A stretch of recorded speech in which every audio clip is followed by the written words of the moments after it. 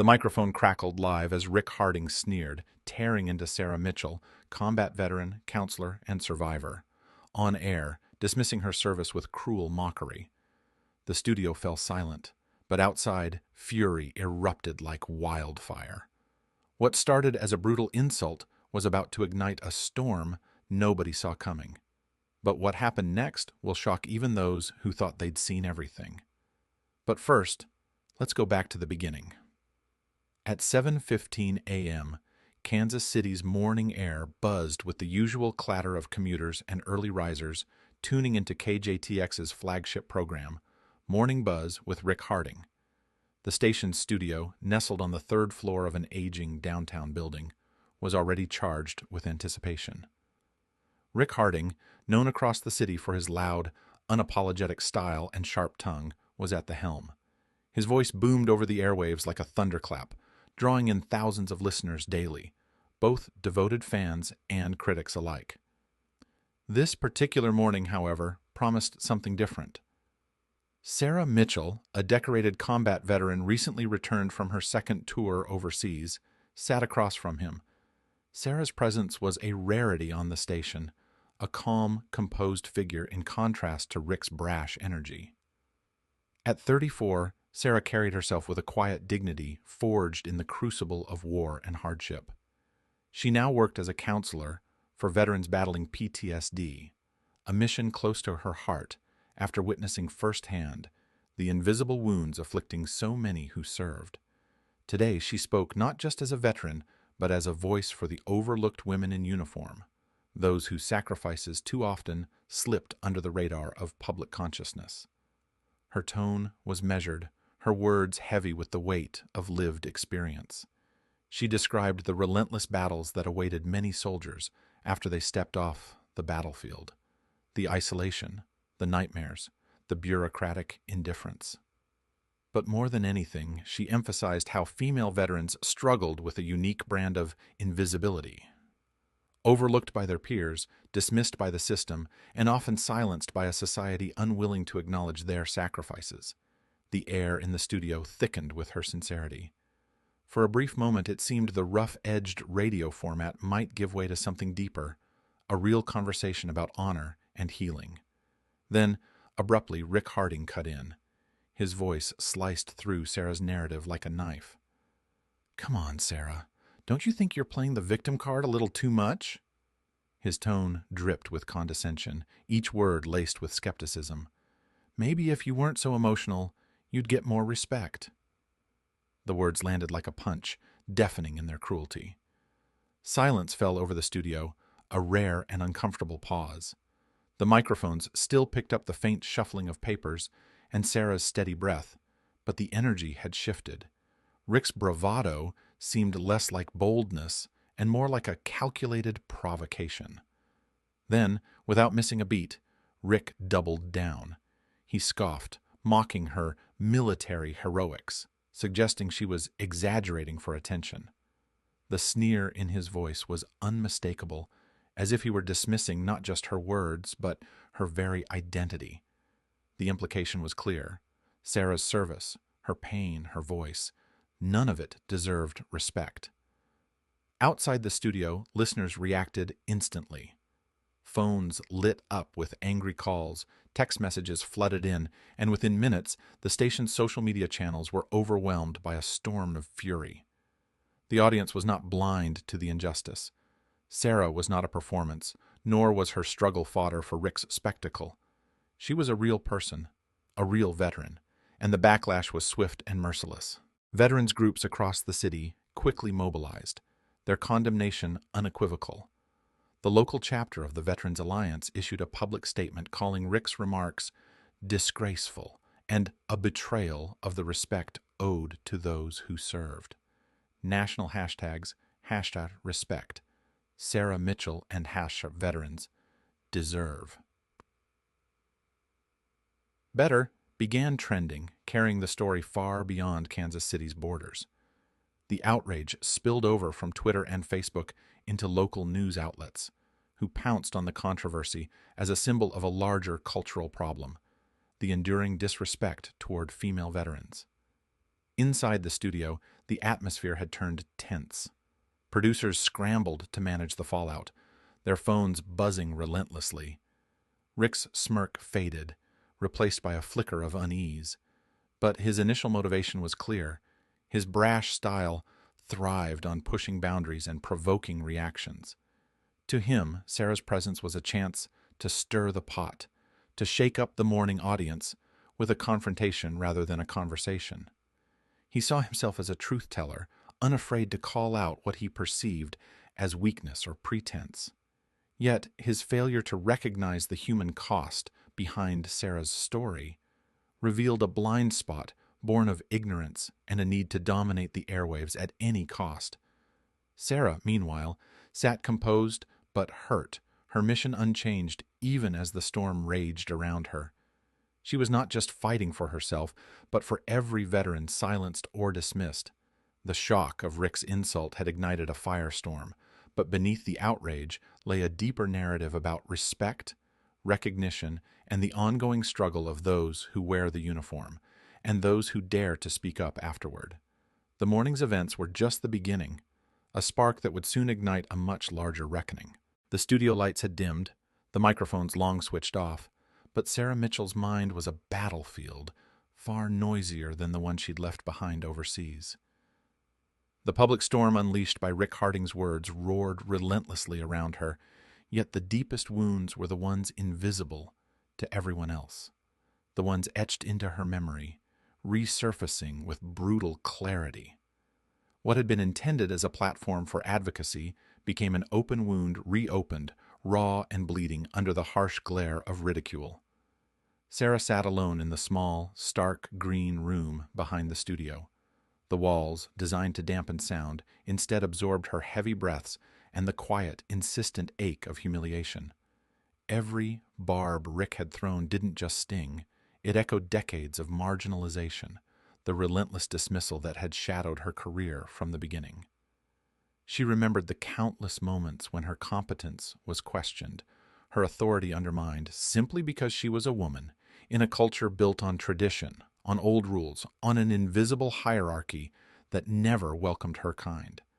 Those memories were like shards piercing her resolve, yet they fueled something fiercer beneath the surface, a determination not to retreat, not to be silenced. This wasn't about ego or retaliation. It was about justice. Justice for herself and for the countless women who had served quietly, often invisibly, whose sacrifices were overshadowed by a system that was slow to acknowledge them. For every woman overlooked during deployments, for every battle fought not just abroad, but at home against prejudice and neglect, Sarah's voice was meant to be a rallying cry. Her phone buzzed softly on the table. Mike's name flashed on the screen. He was her anchor, a former Army medic who had stood beside her through deployments and aftershocks alike. When she answered, his calm, steady voice washed over her like a balm. "You're stronger than this," he said simply, a quiet certainty in his tone. "Don't let this break you. Use this fire, Sarah. Make something good come from it." His words were not empty platitudes. Mike understood the war wounds, both visible and invisible, that she carried. He knew the fragility beneath the toughness, the quiet moments of doubt she rarely shared. In that moment, his support was a lifeline, a reminder that her fight was not solitary. Outside her personal circle, the fallout was swift and brutal. KJTX's advertisers, always sensitive to public perception, began distancing themselves as the controversy exploded. By midday, 3 of the station's largest local sponsors, names synonymous with Kansas City's economy, had announced their withdrawal. Statements cited the disrespectful on-air conduct as incompatible with company values and unacceptable in today's society. The station's management scrambled to contain the damage, issuing cautious, carefully worded apologies that tried to walk the line between damage control and support for their embattled star, Rick Harding. But Rick himself was impervious to the shifting tide. Rather than soften, he doubled down on his stance, declaring in an internal memo that he had been just speaking truth and refusing any public apology. His obstinance crystallized the divide between the station's corporate interests and its controversial talent, deepening the crisis. Yet, amid the chaos, a quieter, more powerful current began to form, one driven not by scandal but by solidarity. Messages poured in from veterans and their families, many reaching out privately to thank Sarah for her courage. Their words spoke of shared pain, sleepless nights, fractured families, the gnawing loneliness of returning home to a world that didn't quite understand the war inside their minds. Some spoke of the subtle dismissals, the microaggressions, the invisible battles fought in clinics and offices rather than on foreign soil. This outpouring revealed the depth of a community long overshadowed by indifference, yearning for recognition and change. It was more than sympathy.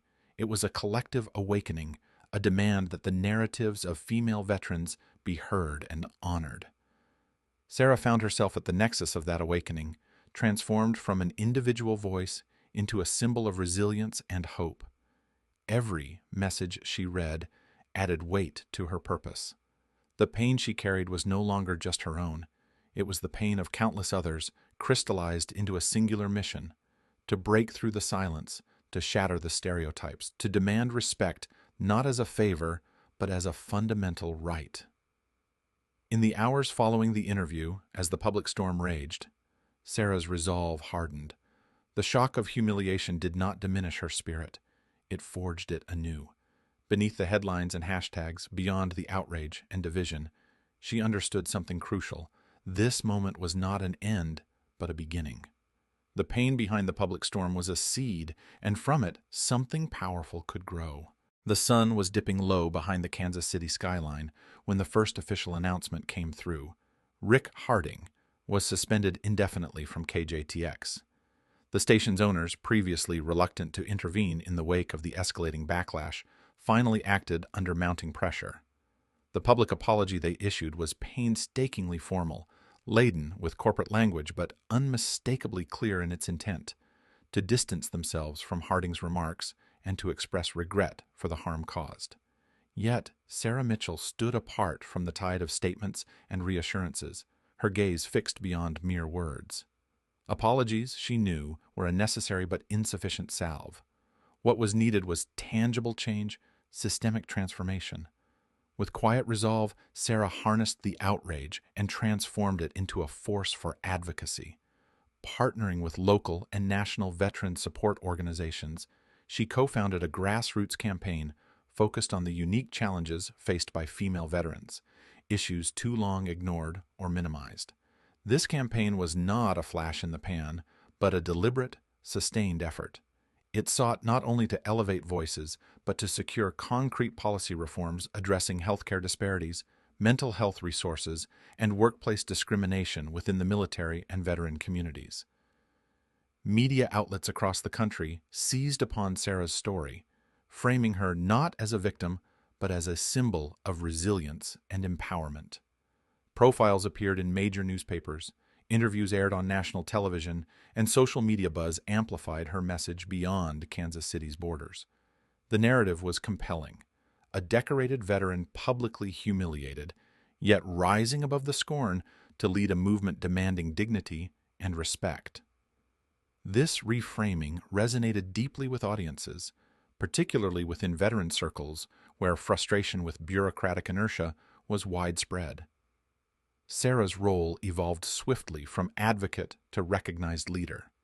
Invitations poured in from veteran organizations, speaking engagements, panels on military reform, and culminated in a summons to testify before a congressional committee on veteran affairs.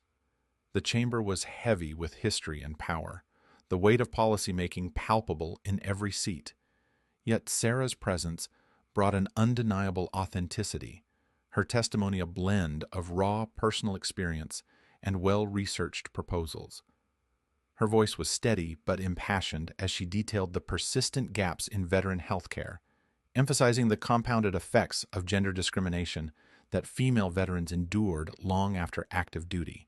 She recounted not just her own struggles, but those shared by countless women whose service went unrecognized and whose needs were systematically overlooked. Her words struck a chord across party lines, bridging divides with a call to common decency and respect for those who served. The momentum built rapidly.